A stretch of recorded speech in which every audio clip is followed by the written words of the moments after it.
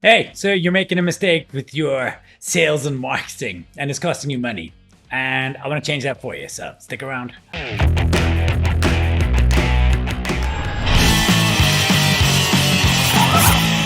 Welcome to Lead Loud. My name is Richard Mulholland. I'm the founder and chief presentation officer. You thought I was going to say chief evangelist. I had you going there. There's more on that later. In fact, you can watch this video to understand a bit about that, but I digress. Now, we create a lot of sales stories and sales presentations for companies. And recently, after two conversations with two recent clients, I realized I had an aha moment about what it is we do. I thought it was pretty cool for us, but I think it's really cool for you as well. And it was this realization about the way that we solve our problems. You see, both customers came around and said to me basically a variation of the exact same sentence. And it was this: hey, it's been so amazing working with you guys. We actually got more value out of the 6 weeks we worked with you than the 6 months we worked with a branding consultant trying to get to the same place. And this is not meant to come across as a sales pitch, but it kind of is a sales pitch.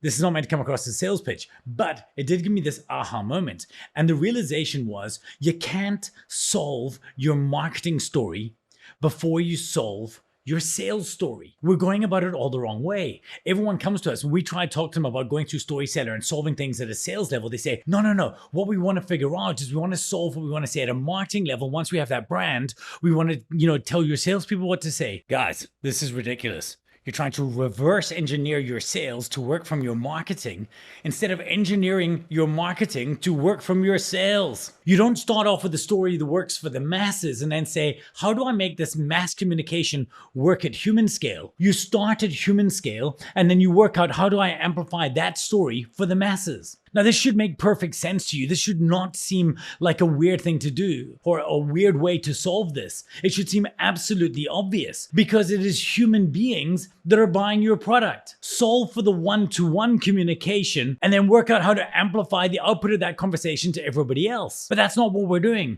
Every single person is saying, well, let's go to the marketing team first and figure out what should we say in marketing and then take that to sales. No, your businesses are made by sales. Therefore, they should be driven by sales. You need to have a human scale conversation before you have a marketing scale conversation, a mass audience conversation. Now, there may be exceptions to the rule, but let me tell you this. If your product is taken over the finish line by salespeople, it should be taken over the start line by salespeople too. It is your salespeople that need to be cashing the check in front of their customers.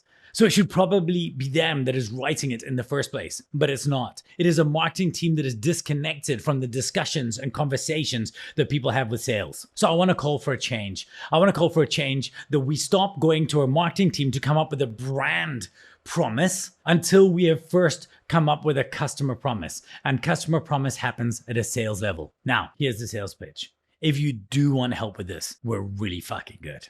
Our Storyseller sales process is designed to help you get to the point where you understand exactly that conversation you want to have with your customers and then amplify that with masses. So if you are interested in that, by all means, look at the description down below and reach out to us. And I'd love to have a chat with you. However, even if you're not, and you can do this yourself, that's the only thing I want you to do. If you've not solved the argument at a human to human level, push pause on that branding work you're doing at a big picture level. This is one of those cases where you want to start small first.